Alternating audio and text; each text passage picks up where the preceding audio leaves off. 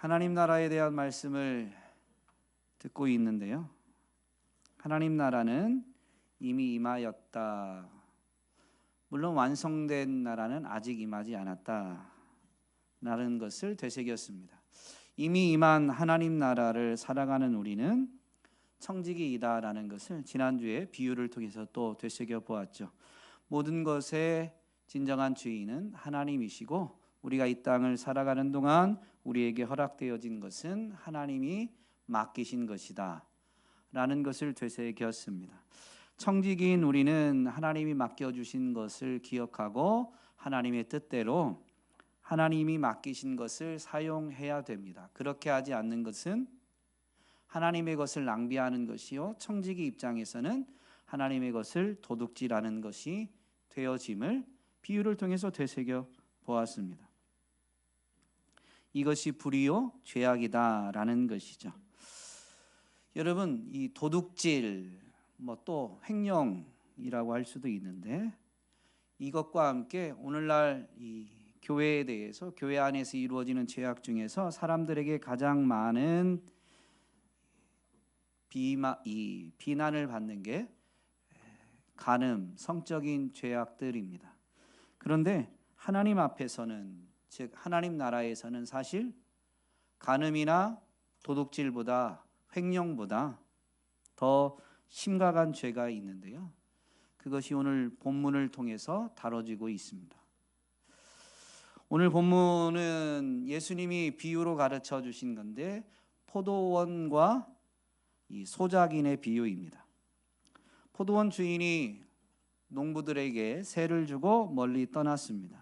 이제 수확 시기가 되어서 세를 줬으니까 세를 받으려고 종을 포도원으로 보내는데 포도원 농부들이 종을 때리고 빈손으로 돌려보냅니다. 주인이 3번이나 계속 종을 보냈는데 3번 다 그렇게 했습니다. 그러자 이제 주인이 아들을 보내게 되는데 농부들은 아들이 오는 것을 보고 다른 생각을 가지게 되죠.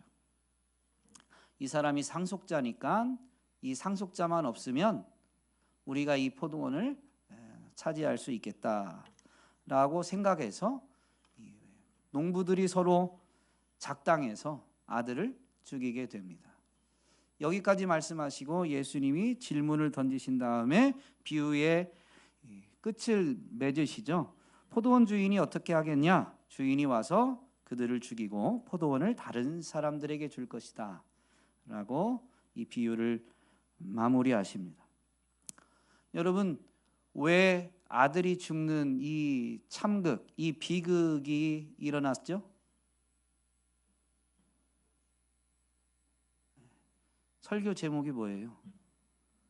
동상이몽 때문입니다. 주인은 종들은 무시했지만 아들이 가면 존중하겠지라고 생각해서 아들을 보낸 거예요. 종들을 때려서 돌려보낸 농부들이 아들도 때릴 거라고는 생각지 못한 거죠. 그런데 실상 농부들은 아들이 오는 걸 보고 또 어떤 생각을 가져요? 상속자니까 쟤만 없으면 포도원 우리께 될 수 있는데, 그러면서 이제 그 생각 때문에 욕심에 사로잡혀서 아들을 죽이기까지 하게 된 것이죠. 아들을 보고 주인은 A라는 생각을, 아들을 보고 농부들은 B라는 생각을 가지게 됩니다. 그런데 이런 일들이 오늘 우리 삶의 현장에서, 믿음의 현장에서 여전히 일어나고 있습니다.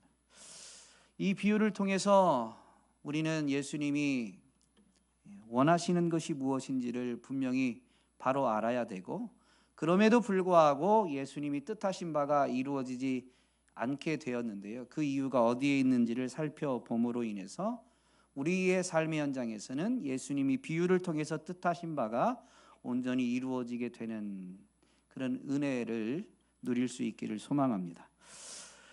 비유를 말씀하신 그 이유를 알려면 이 비유가 왜 나왔는지 그 배경을 분명히 살펴봐야 됩니다. 예수님은 이제 이 땅에 사람의 몸을 입고 오셔서 그 사람의 몸을 입고 사신 마지막 생애 일주일은 예루살렘 성에서 지내십니다. 이제 유월절을 앞에 두고 일주일 전에 입성하셔서 이 유월절 어린 양으로 대속 제물로 십자가에서 죽으시는데요. 그 일주일 동안 이 성 예루살렘 성 안에서 특별히 낮에는 성전에서 가르치시는 일들을 하셨습니다. 그 날 중에 어느 날인데요. 어쨌든 이 성전에서 예수님이 백성을 가르치고 있는데 이미 이전부터 예수님을 못마땅하게 여겼던 종교 지도자들, 본문에서는 대제사장들과 율법 학자들 그리고 장로들이라고 20장 1절에서 설명하고 있는데요. 이들이 와서 도대체 무슨 권한으로 이런 일을 하느냐, 즉 성전에서 가르치는 이 일을 너는 누구에게 허가를 받았느냐라는 의미입니다. 예수님의 가르침의 내용은 이미 사람들이 듣고 그 가르침에 매료되었습니다. 특별히 산상수훈 같은 경우 보면 끝부분에 그런 설명이 있죠. 예수님의 이 하나님 나라에 대한 가르침을 들은 이들이 서기관과 바리새인들, 저 본문 세번역으로 하면 율법학자들과 바리새인들과는 다른 권위 있는 가르침이다. 예수님의 가르침이 그만큼 권위가 있었어요. 그 가르침에 이 사람들이 감동이 되어진 거죠. 그러므로 그 가르침의 내용에 대해서는 뭐라고 논할 수가 없었습니다. 근데 성전에서 가르치는데 종교 지도자들은 성전 관리를 맡은 사람들, 성전 안에서 이루어지는 모든 일들을 주관하는 책임자들입니다. 근데 자신들이 성전에서 가르치는 일에 대해서 허가를 주지 않았는데 너는 도대체 누구에게 허락을 받아서 이런 일을 하느냐. 그러니까 가르침의 내용은 좋지만 가르침의 그 행위 자체가 허가받지 않은 행위, 불법이다라고 하면서 예수님의 가르침을 흠집내려고 하고 있는 겁니다. 그러자 예수님이 그들의 질문에 대해서 답변하시지 않고 반문하시죠. 세례 요한의 세례가 하늘로부터냐 아니면 사람으로부터냐. 이 질문을 통해서 종교 지도자들의 입을 막아버리십니다. 그리고 대답을 해주시지 않고 너희가 대답하지 않았으니까 나도 대답하지 않겠다라고 하신 다음에 이 비유를 말씀하신 거예요. 비유를 다 말씀하시고 났을 때 이 종교 지도자들은 어떻게 생각했을까요? 19절에 보니까 율법학자들과 대제사장들은 예수가 자기네들을 겨냥하여 이 비유를 말씀하신 줄 알았다. 여러분, 이 비유는 이 종교 지도자들에게 하신 겁니다. 그러면 예수님은 종교 지도자들, 예수님을 대적하고 있는, 예수님의 권위를 흠집내고 내려고 하고 예수님을 대적하고 있는 자들이 어떻게 하기를 바라셔서 이 비유를 말씀하신 걸까요? 이 비유가 자기네들을 겨냥해서 했다는 걸 알고 있어요. 그러면 비유에서 그 포도원을 새로 받아서 농사 짓는 농부들은, 소작인들은 바로 종교 지도자들입니다. 포도원 주인은 하나님이죠. 아들은 예수 그리스도를 상징하는 거예요. 그러니까 예수 그리스도를 지금 대적하고 있는 그들의 행위를 꼬집고 있는 거죠. 그러면 예수님은 그 행위를 그냥 단순히 꼬집기 위해서 니네 지금 이러고 있지? 그러면서 예수님이 두고 봐 그러려고 이 비유를 말씀하신 걸까요?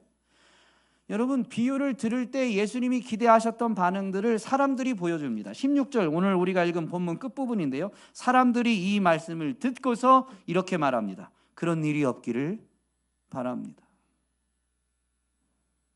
하나님이 보내신 아들, 그 아들을 거절하고 거부하고 죽이는 일이 일어나지 않기를 바랍니다.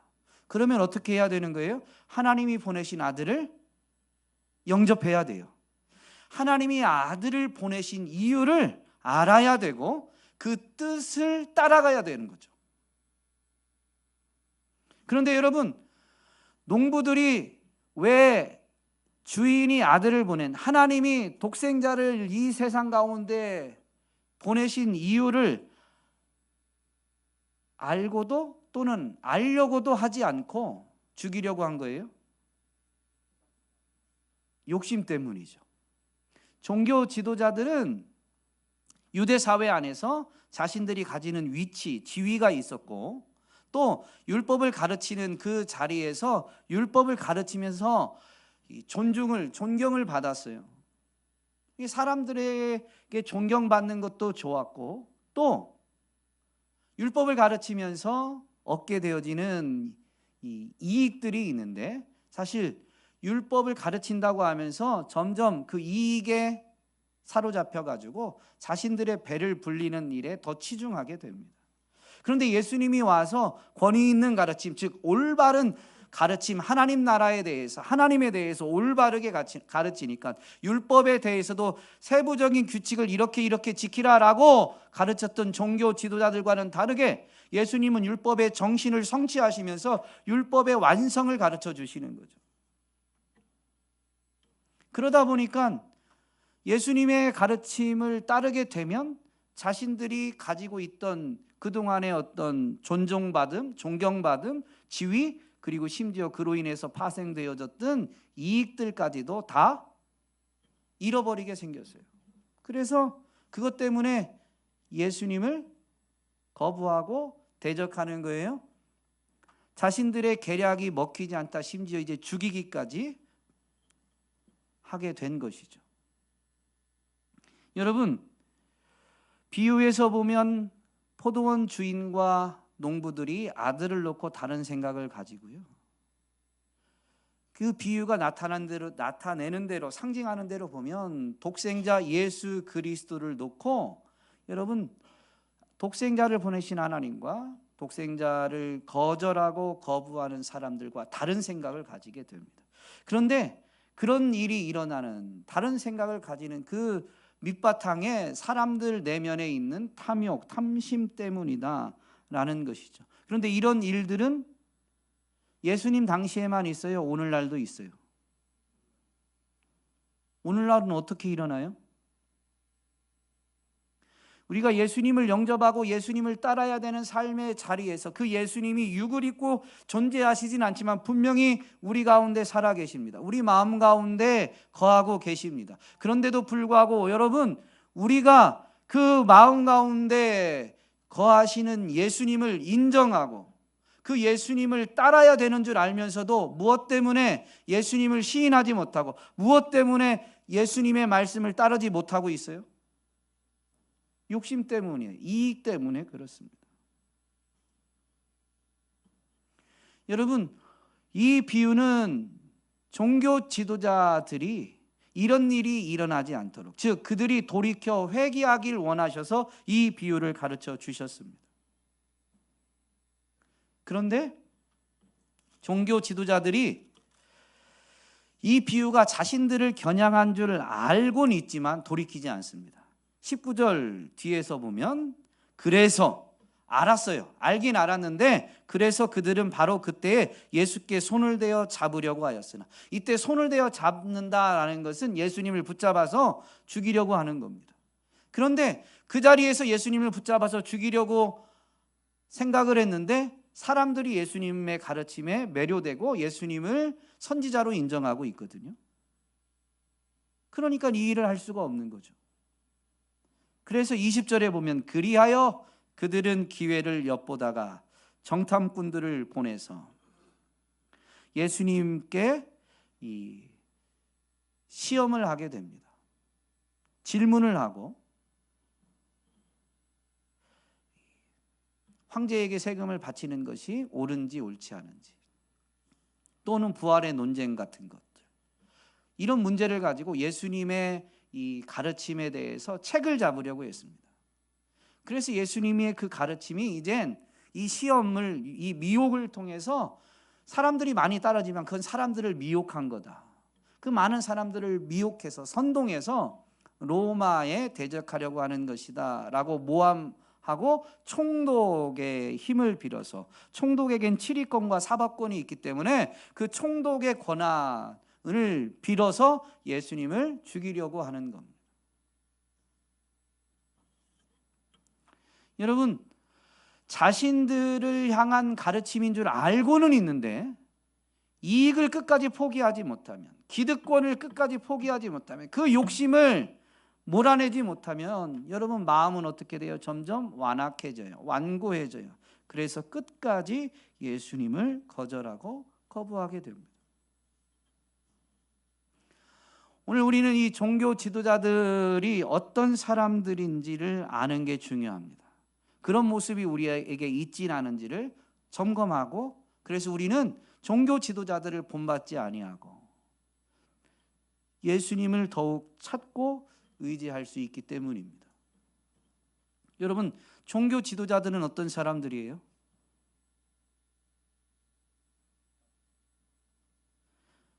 대제사장들과 율법학자들은 그들의 직분이죠. 이 사람들은 여러분 성경을 연구하고 백성들에게 가르치기 위해서 택하심과 부르심을 받은 사람들입니다.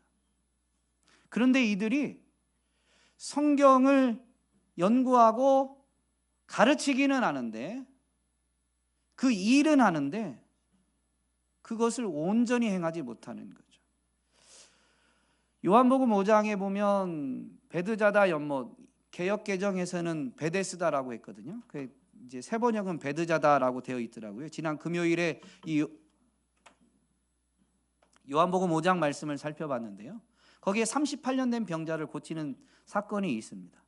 그런데 이 날이 안식일이었어요. 안식일에 예수님이 병자를 고치자 그 병자가 고침받고 성전 안에까지 들어가니까 그 베드자다 연못에 있던 그 오래된 병자 계속 거기 있었으니까 근데 고침받아서 성전 안을 돌아다니니까 누가 널 고쳐줬냐? 라고 사람들이 질문하게 됩니다. 근데 처음에는 몰랐는데 성전 안에서 예수님을 만나고 예수님이 이 자신을 나타내시자 이제 사람들에게 그 후에는 이제 예수가 고쳐졌다라고 말하게 됩니다. 그러자 이제 논쟁이 일어나게 되는데, 왜 안식일에 이런 일을 했는지 사람들이, 유대인들이, 특별히 그 핵심은 종교 지도자들이었죠. 그들이 예수님과 논쟁하게 됩니다. 그때 예수님이 이제 가르치신 말씀 중에 하나인데요. 요한복음 5장 39절 40절에 보면 예수님이 이렇게 자신과 논쟁하는, 자신을 대적하는 이들에게 말씀하십니다. 너희가 성경을 연구하는 것은 영원한 생명이 그 안에 있다고 생각하기 때문이다. 여러분, 제사장들, 율법학자들, 이 종교 지도자들은 성경을 연구하고 있었어요. 그 다음에 중요한데요, 성경은 나에 대하여 증언하고 있다. 여러분, 성경은 예수 그리스도에 대해서 증언하고 있습니다. 구약 성경은 앞으로 오실 메시아, 그분이 예수라는 이름으로 이 땅에 오셔서 우리는 그분이 구약에서 말씀하신 메시아 그리스도인 줄 알아서 예수가 그리스도다라고 믿음의 고백을 하는 것이죠. 그래서 성경을 사실 바로 연구하면 성경을 통해서 예수님을 발견하게 돼요. 우리에게 예수님이 절대적으로 필요하다는 것을 깨닫게 돼요. 그런데 예수님이 이렇게 말씀하십니다. 그런데 너희는 생명을 얻으러 나에게 오려고 하지 않는다. 성경을 연구하는 것은 성경을 통해서 영생을 얻을 수 있다고 생각하기 때문입니다. 그 안에 생명이 있다고 생각하기 때문에 성경을 연구하는데, 그 성경은 나에 대해서 증언하는 것이니 내게로 와야 그 성경을 통해서 성경 안에 있다고 생각된 생명을 얻게 되어지는데, 너희는 성경을 연구하고는 있는데 나에게 오려고 하지 않는다라는 것이죠. 여러분, 종교 지도자들은 이 성경을 연구하고 백성들에게 올바르게 가르치기 위해서 택함을 받은 자들이지만, 그러나 성경을 올바르게 연구하지 않았고 올바르게 가르치지 않았어요. 그들은 자신을 정당화하기 위해서 성경을 이용했습니다. 여러분, 사람이 율법, 이때 말하는 성경은 구약 성경인데요, 구약 성경은 크게 율법서와 선지서로 나뉩니다. 물론 중간에 이 시가서라고 오늘날 개역교회에서 분류하는 책들이 있지만 크게는 율법서와 선지서로 나뉩니다. 그런데 그 한 축인 율법서를 보면, 율법을 보면, 모세오경을 보면 여러분, 율법을 통해서는 사람이 의를 이룰 수 있어요, 없어요? 분명히 예수님도 말씀해 주시고 신약에서는 이걸 가르쳐 줍니다. 율법으로는 의를 얻을 수 있는 사람이 없습니다. 한 사람도 없습니다. 그런데 이 율법을 가르쳐서 그래서 우리는 하나님의 법대로 살아야 되지만 하나님의 법대로 살 수 없으니 이 선지서를 통해서 하나님이 약속하신 미리 예언하신 보내주시겠다고 약속하신 그 메시아 그리스도를 우리는 기다리고 그분을 반드시 영접하고 그분을 의지해야 된다라고 가르쳐야 되는데 그렇게 가르치지 않는 거죠. 자신들이 인정받고 더 존경받으려고 우리는 율법의 의로는 흠이 없다라는 걸 내세우기 위해서 율법을 해석하는데 율법의 정신을 성취하기보다는 율법의 조항들을 쪼개서 이 말씀은 이렇게 지키는 거다라고는 세부 규칙들을 내세웁니다. 그게 장로들의 전통입니다. 그런데 그 장로들의 전통을 어떻게 만들었냐면요, 자신들이 할 수 있는 수준으로 내 이웃을 사랑하라는 게 율법인데요, 그 율법의 말씀을 이웃은 우리의 가족, 우리의 형제, 우리 가문의 사람, 좀 더 확대하면 우리 동족 유대인까지만, 사마리아인도 이웃의 범죄에서 제외시키는,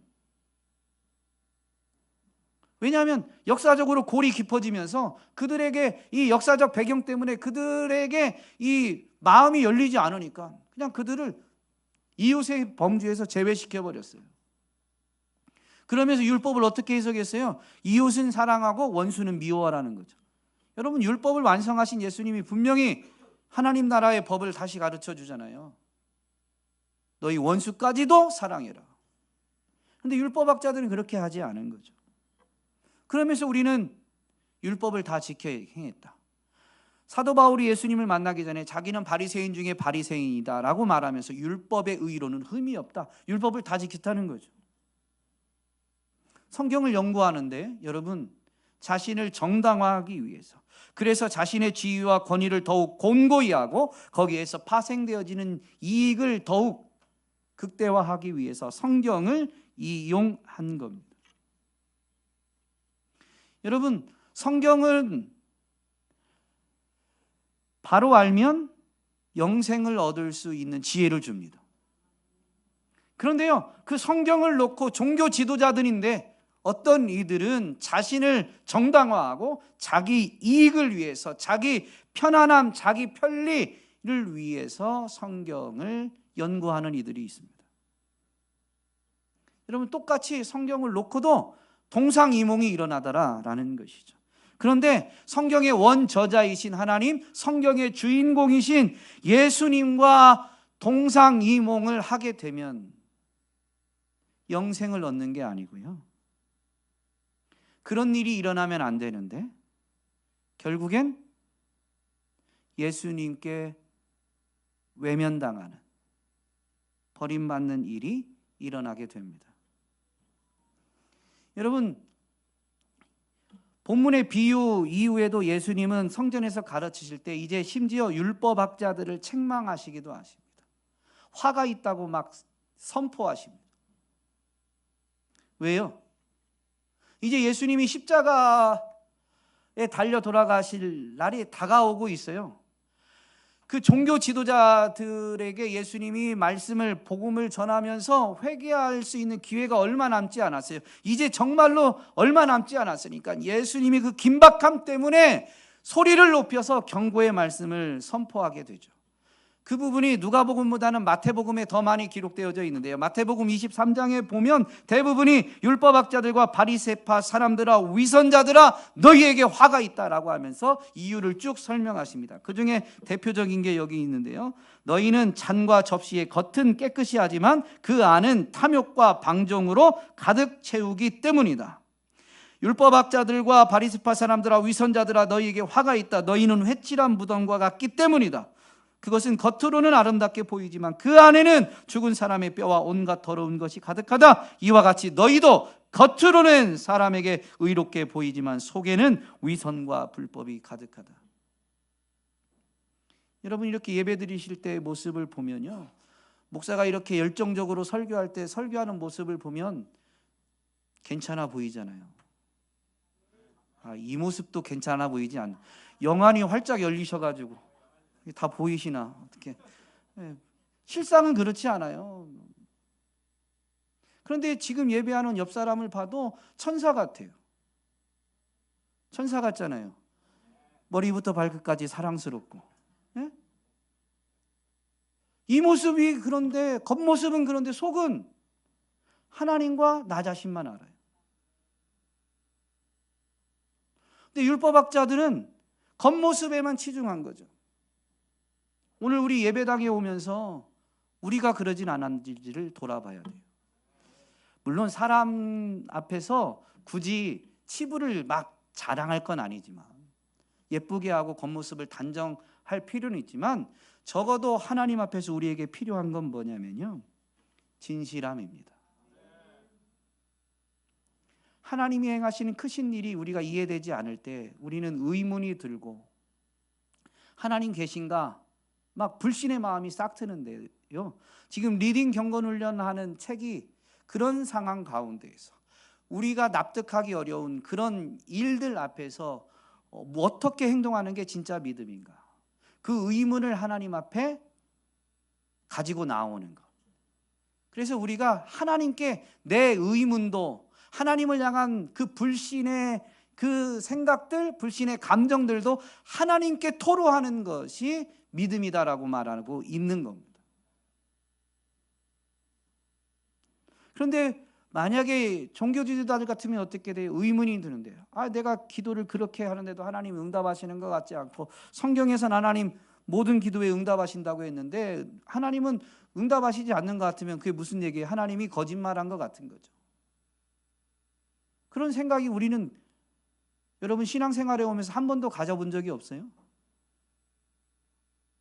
그런 의문이 들 때가 있고, 하나님에 대한 불신의 마음이 싹틀 때가 있습니다. 근데 그거를 그러려니라고 단정 지으면 그건 불신앙이고요, 그거라도 하나님 앞으로 가지고 오고 그것을 하나님께 토로하는 것은 믿음의 행위입니다. 근데 종교 지도자들은 그런 순간에도 사람들 앞에서 나는 하나님을 잘 믿는, 어떤 상황에도 요동치 않는 사람인 것처럼 겉모습은 경건해 보이게 했던 거죠. 그래야 존중받으니까. 그래야 사람들이 자신들의 말을 잘 따라서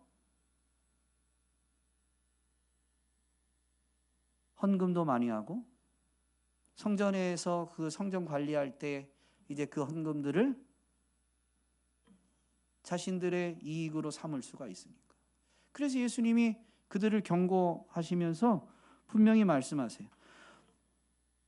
이렇게까지 했는데도, 이 비유에도 돌이키지 않고 이렇게 하시는데도 돌이키지 않으니까, 누가복음 20장 오늘 본문 뒷부분 마지막 절에 보면 모든 백성이 듣고 있는 가운데 예수께서는 자기 제자들에게 말씀하셨다. 율법학자들을 조심하여라. 그들은 예복을 입고 다니기를 원하고 장터에서 인사받는 것과 회당에서 높은 자리와 잔치에서 윗자리를 좋아한다. 그들은 과부들의 가산을 삼키고 남에게 보이려고 길게 기도한다. 경건하게 보이려고 길게 기도하는데요, 율법에서는 과부를 돌아보라고 되어 있는데 도리어 돌아보는 척하지만 실상은 과부의 가산을 삼키고 있었던 겁니다. 여러분, 이 율법학자들을 조심해야 될 이유가 어디에 있어요? 이 율법학자들은 율법을 가르치는 자들이었어요. 구약의 성경을 가르치는 사람들입니다. 잘못된 가르침인지 알아야 돼요. 그런데 잘못된 가르침을 하고 있는데도 불구하고 맹목적으로 따르는 것은 여러분 위험한 겁니다. 여러분, 제가 이렇게 설교하지만 목사가 말했으니까 하고 순종하면 안 돼요. 목사가 지금 설교하는 그 내용들이 정말로 다 하나님의 말씀으로부터 나온 것인지를 여러분 점검하셔야 됩니다. 점검하셔야 돼요. 성경을 연구하셔야 돼요. 그리고 목사가 말한 그 설교가 정말로 기록된 하나님의 말씀에서 나왔다라고 하면 목사가 말했지만 그건 목사의 말이 아니에요. 하나님의 말씀인 거죠. 여러분 그게 확인이 됐으면, 성경을 연구해서 확인이 됐으면 목사가 말했든 집사가 말했든 새가족이 말했든 하나님의 말씀인 줄 알면 하나님의 말씀으로 받아서 순종해야 되는 거예요. 율법학자들을 조심하라고 하신 이유가 있는데요, 마태복음 23장 13절부터 보면 이렇게 말씀하십니다. 너희에게 화가 있다고 하신 다음에 너희는 사람들이 들어오지 못하도록 하늘나라의 문을 닫기 때문이다. 여러분, 하나님 나라는 어떻게 들어가요? 무엇으로 들어가요? 예수님을 믿는 믿음으로 들어가요. 그런데 율법학자들은 아까 어떻게 가르쳤다고 말씀드렸죠? 자신들의 의의를 내세우며 이 율법을 이렇게 지켜 행하면 의롭게 되어서 율법을 지켜 행한 의로 들어간다라고 말한 거죠. 여러분, 근데 율법으로는 의의를 이룰 수 있는 사람이 없어요. 율법으로는 죄를 깨달을 뿐이에요. 죄를 깨달으면 우리 죄를 대속하시는 구속자, 하나님이 보내신다고 약속하신 그 구속자, 구원자가 절대적으로 필요하다는 걸 깨닫는 겁니다. 그런데 율법으로 의의를 이룰 수 있다고 했으니까 구속자를 믿는 믿음으로 들어갈 수 있는 하나님 나라의 문을 닫아버리는 거죠. 예수님이 이걸 정확히 지적해 주셨습니다. 그러면서 이렇게 말씀하시죠. 너희는 자기도 들어가지 않고 들어가려고 하는 사람도 들어가지 못하게 하고 있다. 율법학자들과 바리새파 사람들아, 위선자들아, 너희에게 화가 있다. 너희는 개종자 한 사람을 만들려고 바다와 육지를 두루 다니다가 하나가 생기면 그를 너희보다 배나 더 못된 지옥의 자식으로 만들어 버리기 때문이다. 여러분, 율법의 행위로 의의를 이룰 수 있다라고 가르치면 율법을 하나 지켜 행하면 자기 어깨가 막 올라가요. 행위로 의의를 이뤘으니까 나 의로운 사람이야, 나 괜찮은 사람이야, 나 세종온육교에서 내가 신앙 제일 오래된 사람이야, 교회 내가 지켰어, 이러는 거죠. 제가 이걸 이렇게 재밌게 할 수 있는 이유는 우리 교회는 그런 분이 한 분도 없어서. 그런데 이런 일들이 여러분 오늘날에 많이 있어요. 안타깝게 그런 일이 일어나면 안 되는데, 여러분 예수님은 이렇게 비유로 또 경고하시면서 이런 사람들조차도 돌이켜 회개하기를 원하셨는데요, 이들이 돌이켜 회개하지 않으면 정말로 마지막 날에는 어떻게 될까요? 지옥 가는데요. 여러분, 예수님이 그 마지막 날에 일어날 일을 산상수훈에서도 말씀하셨어요. 그날에 많은 사람이 나에게 말하기를 주님, 주님, 우리가 주님의 이름으로 예언을 하고 주님의 이름으로 귀신을 쫓아내고 또 주님의 이름으로 많은 기적을 행하지 않았습니까? 할 것이다. 오늘 비유의 가르침으로 보면 종교 지도자들이죠. 그때 내가 그들에게 분명히 말할 것이다. 나는 너희를 도무지 알지 못한다. 불법을 행하는 자들아, 내게서 물러가라. 여러분, 예수님이 도무지 알지 못한다라고 했는데요, 예수님이 율법학자들, 바리새인들, 대제사장들, 이 종교 지도자들을 몰랐어요? 그들의 마음이 어떠한 것까지 다 알고 계셨죠. 그러니까 너희는 위선자다, 겉은 깨끗이 하는데 속은 탐욕과 방종으로 가득 채우고 있다. 여러분, 그들의 속마음까지 감찰하시는 분이 예수님이십니다. 그런데 왜 예수님이 내가 너희를 도무지 모른다고 하신 거죠? 이때 이 안다라는 것은 쌍방간에 아는 암, 즉 교제를 의미합니다. 여러분, 국민 MC 유재석을 아십니까? 그렇죠. 우리만 아는 거죠. 그건 정보예요. 이 알미 교제라면, 여러분이 내가 유재석을 안다라고 말했을 때 그게 교제를 의미하는 안다라는 거라면 유재석도 여러분을 알아야 되고 또 지속적으로 만남도 갖고, 사실 교제에 있어서 중요한 게 뭐예요? 한번 만나는 만남이 중요한 거예요? 교제에 있어서 제일 중요한 게 뭐예요? 우리 사귀는 사이야, 그건 무슨 말이에요? 사랑, 즉 마음을 주고받는 거예요. 그러면 예수님이 내가 너희를 도무지 모른다라는 것은 이 사람들이 아무리 예수님의 이름으로 대단한 일을 했다 할지라도 이 종교 지도자들은 그들의 마음을 예수님께 내어준 적이 없어요. 그들의 마음을 예수님께 열어놓은 적이 없어요. 여러분, 열어놓을 수가 없죠.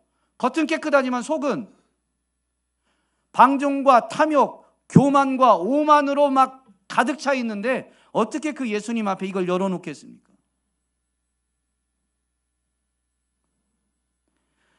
여러분, 그러다 보니까 겉은 경건한 척하지만 결국엔 과부의 가산도 삼키는 그 탐욕대로 행하게 되고, 아닌 척하고 뒤로 하고 남모르게 하지만 온갖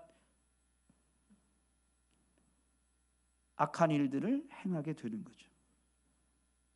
사람은 모를 수 있습니다. 사람은 속을 수 있습니다. 그러나 주님은 속지 않으십니다.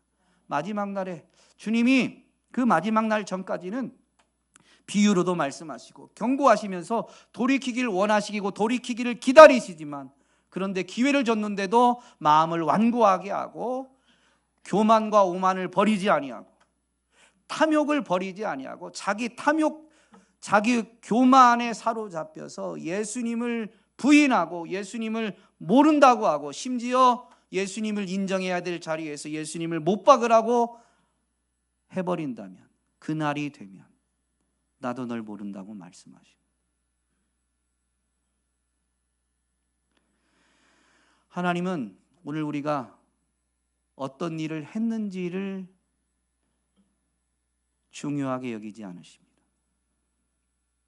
하나님은 우리가 하나님 앞에서 진실하게 나아왔는지를 중요하게 여기십니다.